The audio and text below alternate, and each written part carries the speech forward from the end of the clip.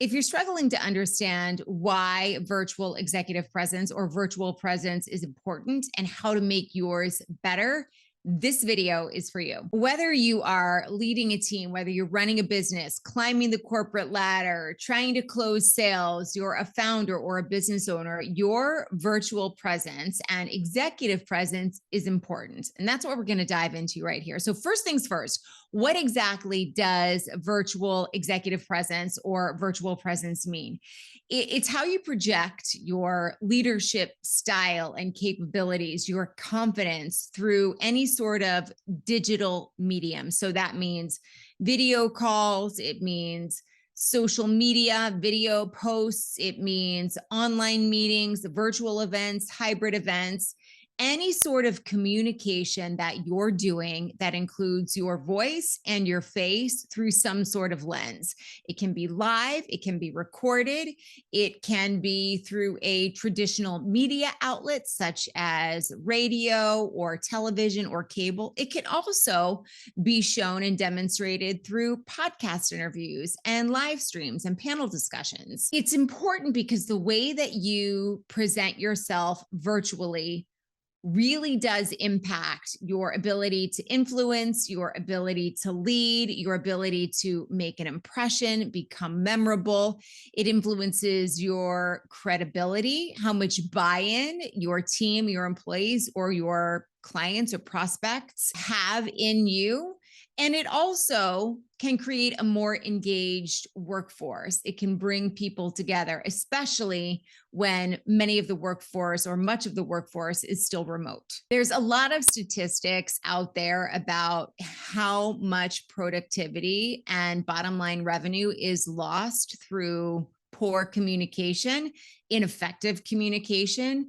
Those numbers are increasing with virtual communication. And it's because not only do many of us misunderstand, and it's because not only do many of us misunderstand the challenges of communicating through a lens, nor do we know how to mitigate those challenges. And the people on the other side of the lens are also struggling with the same things, not only how to communicate, but also how to receive messages as well. There's a lot going on both sides. The data says that billions of dollars are lost in the United States alone every single year based on poor communication.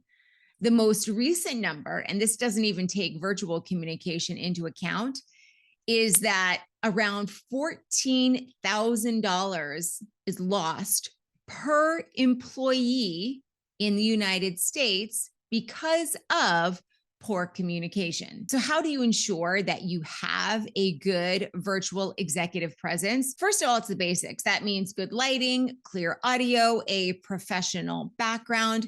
That stuff, though, is very easy to fix. Once you understand what the problems are, it's a simple matter of perhaps readjusting where you're sitting or buying some inexpensive gear and having it ready to go. The real challenge is with the communication. And as we know, it means you need to be clear, concise, and articulate. Often it's not just what you say, it's how you say it and how you deliver it. One of the biggest challenges people struggle with when they are virtually communicating is that they just don't know how to be memorable. And that's especially important if you are talking to a cold audience that you're looking to bring in as a potential client.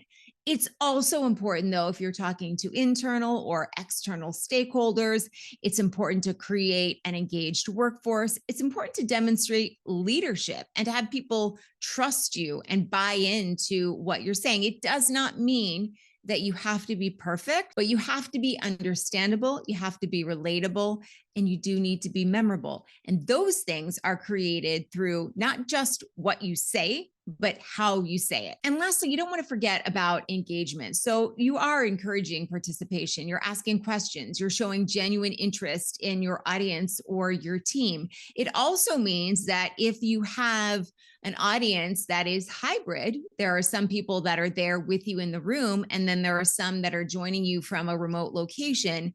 The folks who are attending remotely feel just as part of that group as the ones who are in the room with you feel. You're not forgetting them. You're not ignoring them. You are addressing them and you're bringing them into the conversation, which is very challenging for a lot of people because your audience is bifurcated. It's split. And we have a tendency to talk to the people who are in front of us, not recognizing or addressing or even perhaps looking at the people who are joining us remotely. Executive presence and virtual executive presence, it's not just about looking good. It's not just about sounding good. It doesn't mean that you need to show up in a suit and tie every single day, but it is about making an impact. It is about building relationships, and it is about leading effectively and efficiently in a digital world. It's about creating an environment for not just your team, but also your clients and your potential clients as well. And it's communicating effectively internally and externally. Virtual executive presence is applicable in every single scenario. Creating that presence does sound to a lot of people somewhat as a performance. And I want you to remember that communication is, in fact, a performance. It's a performance designed with your audience in mind. So you are delivering using your performance skills in a way that's most likely to land that message in a way that they're going to understand and receive it. I work on exactly this with so many of my clients and so many teams. If you'd like to schedule an on-camera confidence strategy call, use the link below in the comments. Thanks for watching. I look forward to seeing you in the next video.